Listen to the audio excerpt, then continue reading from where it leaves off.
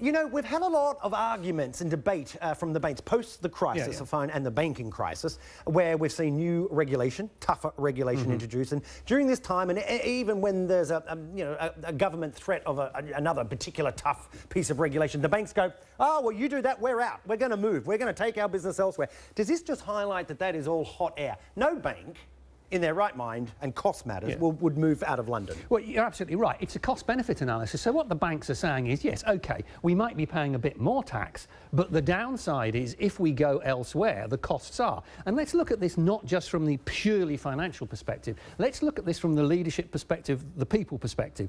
You're the chief executive of HSBC, and what you are effectively going to do is you're going to ask senior people to move their wives, their children, their families, with all the issues around education and schooling and all the rest of it, over to the other side of the world. You're going to have a pretty compelling reason to do that, because otherwise your best people could say, actually, I prefer London, I'm not going to Hong Kong, I'm going to walk out your door and go and work for a competitor.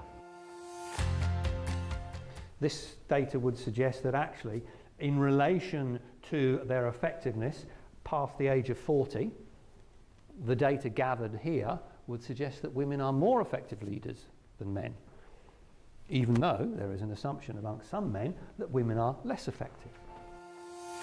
Hello, I'm Amanda Johnston. I'm Head of HR Practice here at Allian Partners. We specialise in providing executive level interims.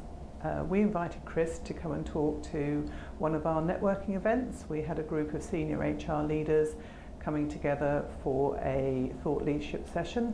Chris delivered a very interesting and thought-provoking presentation around the role of senior HR leaders in a more general business sense. We had a great discussion, the feedback was excellent, and I know several of the participants are going to be taking Chris's ideas back into their businesses.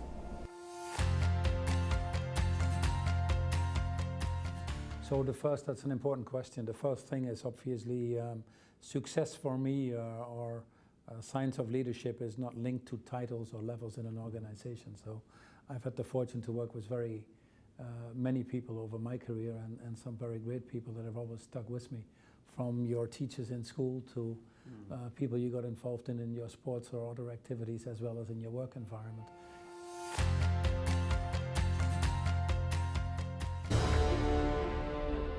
But everything was about to change. The digital and networked world was coming fast. It's interesting that throughout human existence, we've always had change. But what's happening is the change is getting faster. As early as 1975, Kodak's researchers had pioneered the first digital camera. This is one of the most amazing things. Kodak invented the first ever digital camera. So it wasn't invented by the people who then developed it into mass market, it was developed by Kodak.